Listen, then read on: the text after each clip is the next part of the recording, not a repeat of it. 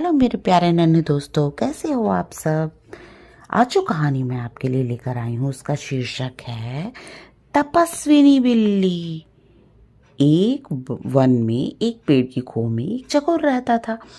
उसी पेड़ के आसपास कई और पेड़ थे जिन पर फल व बीज उगते थे। उन फल और बीजों से पेट भरकर चकोर मस्त पड़ा रहता। इसी प्रकार वह कई वर्ष बीत गए। एक दिन उड़ते उड़ते एक और चकोर सांस लेने के लिए उस पेड़ की टहनी पर बैठा। दोनों में बातें हुई। दूसरे चकोर को यह जानकर आश्चर्य हुआ कि वह केवल पेड़ों के फल व बीज चुग कर जीवन गुजार रहा है। दूसरे ने उसे बताया, भाई दुनिया में खाने के लिए केवल फल और बीज ही नहीं होते, और भी कई स्वादिष्ट चीजें हैं, उन्हें भी खाना चाहिए। खेतों में उगने वाले अनाज तो बेजोड़ होते हैं, कभी उनके अपने खाने का स्वाद बदल कर तो देखो। दूसरे चकोर के उड़ने के बाद वह चकोर सोच में पड़ गया। उसने फैसला किया कि वह कल दूर नजर आने वाले खेतों में जाएगा और अनाज नाम की चीज का स्वाद चख कर देखेगा। दूसरे दिन चकोर उड़कर एक खेत के पास उतरा। खेत में धान की फसल लगी थी। चकोर ने कोपले खाई, उसे वे बेहद स्वादिष्ट लगी। उस दिन के भोजन के उपरांत चकोर को इतना आनंद आया कि वह वहीं खाकर तृप्त होकर आंखें मूंद कर सो जाता। इसी तरह कई दिन बीत गए। 6-7 दिन के बाद चकोर को होश आया तो उसने सोचा कि भाई घर भी लौटना चाहिए। इसी बीच एक खरगोश घर की तलाश में घूम रहा था। चूंकि बारिश ज्यादा हुई थी, इलाके में पानी जमा हो गया था। चकोर खरगोश का बिल नष्ट हो गया था। उसे चकोर वाले पेड़ के पास आया और उसे खाली पाकर उसने उस पर अधिकार जमा लिया। वह वहां रहने लगा। जब चकोर वापस लौटा तो उसने पाया कि उसके घर पर तो किसी और का कब्जा हो गया। चकोर क्रोधित होकर बोला, ए भाई, तू कौन है? मेरे घर में क्या कर रहा है? खरगोश ने दांत दिखाकर कहा, मैं इस घर का मालिक हूँ। मैं 7 दिन से यहाँ रह रहा हूँ। यह घर मेरा है। चकोर गुस्से से फट पड़ा। 7 दिन? भाई, मैं इस खो में कई वर्षों से रह रहा हूँ। किसी भी आसपास के पंछी या चौपाए से पूछ लो। खरगोश चकोर की बात काटता हुआ बोला, सीधी सी बात है, मैं यहाँ आया, ये खो खाली पड़ी थी और मैं यहाँ बस गया। मैं क्यों अब पड़ोसियों से पूछता फिरूं? चकोर गुस्से में बोला, वाह, कोई घर खाली मिले तो इसका यह मतलब हुआ कि उसमें कोई नहीं रहता। मैं आखिरी बार कह रहा हूँ, शराफत से मेरा घर खाली कर दे, वरना। खरगोश ने भी उसे ललकारा, वरना तू क्या कर लेगा? यह घर मेरा है, तुझे जो करना है कर ले। चकोर सहम गया। वो मदद और न्याय की फरियाद लेकर पड़ोसी जानवरों के पास गया। सबने दिखावे की हूं की, परंतु किसी ने सहायता नहीं की।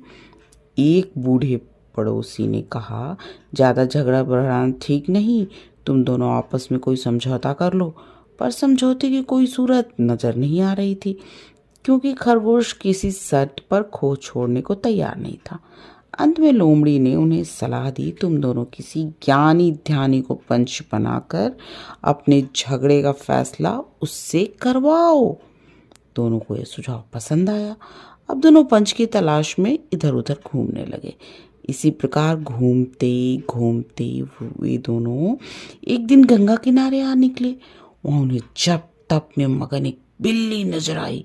बिल्ली के माथे पर तिलक था, गले में जनेऊ और हाथ में माला लिए मृगछाल पर बैठी वो पूरी तपस्विनी लग रही थी। उसे देखकर चकोर व खरगोश खुशी से उछल पड़े।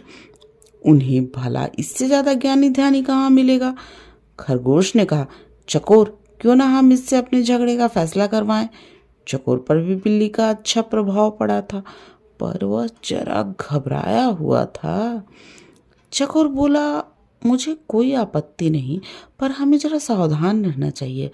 खरगोश पर तो बिल्ली का जादू चल गया था। उसने कहा, अरे नहीं नहीं, देखते नहीं हो, ये बिल्ली सांसारिक मोह माया त्याग कर तपस्विनी बन गई है। सच्चाई तो यह थी कि बिल्ली उन जैसे मूर्ख जीवों को फंसाने के लिए ही भक्ति का नाटक कर रही थी। फिर चकोर और खरगोश पर और प्रभाव डालने के लिए वो जोर जोर से मंत्र पढ़ने लगी। खरगोश और चकोर ने उसके निकट आकर हाथ जोड़कर जयकारा लगाया। बिल्ली माता को प्रणाम। बिल्ली ने मुस्कुराते हुए धीरे से अपनी आंखें खोली और आशीर्वाद दिया। आयुष्मान भव। तुम दोनों के चेहरे पर चिंता की लकीरें हैं। क्या कष्ट है तुम्हें बच्चों? चकोर ने विनती की। माता, हम दोनों के बीच एक झगड़ा है, हम चाहते हैं कि आप इसका फैसला करें। बिल्ली ने पलकें झपकाई। हरे राम, तुम्हें झगड़ना नहीं चाहिए, प्रेम और शांति से रहो, उसने उपदेश दिया और बोली। खैर बताओ, तुम्हारा झगड़ा क्या है? चकोर ने मामला बताया। खरगोश ने अपनी बात कहने के लिए मुंह खोला ही था कि बिल्ली ने पंजा उठाकर रोका और बोली, बच्चों, मैं काफ़ी बूढ़ी हूँ, ठीक से सुनाई नहीं देता, आंखें भी कमज़ोर हैं, इसलिए तुम दोनों मेरे निकट आकर मेरे कान में जोर से अपनी अपनी बात कहो ताकि मैं झगड़े का कारण जान सकूं और तुम दोनों को न्याय दे सकूं। जय सिया राम, जय सिया राम। वे दोनों भक्तिन बिल्ली के बिल्कुल निकट आ गए ताकि उनके कानों में अपनी अपनी बात कह सके। बिल्ली को इसी अवसर की तलाश थी। उसने म्याऊं म्याऊं की आवाज़ लगाई और एक ही झपट्टे में खरगोश और चकोर का काम तमाम कर दिया और आराम से उन्हें खाने लगी। देखा बच्चों, कैसे आप जब किसी पे भरोसा करते हैं तो आपको बहुत तरीके से उनके बारे में पहले जान लेना चाहिए है। अब आप आराम से सो जाओ, सपनों की दुनिया में खो जाओ। गुड नाइट मेरे नन्हे दोस्तों, गुड नाइट।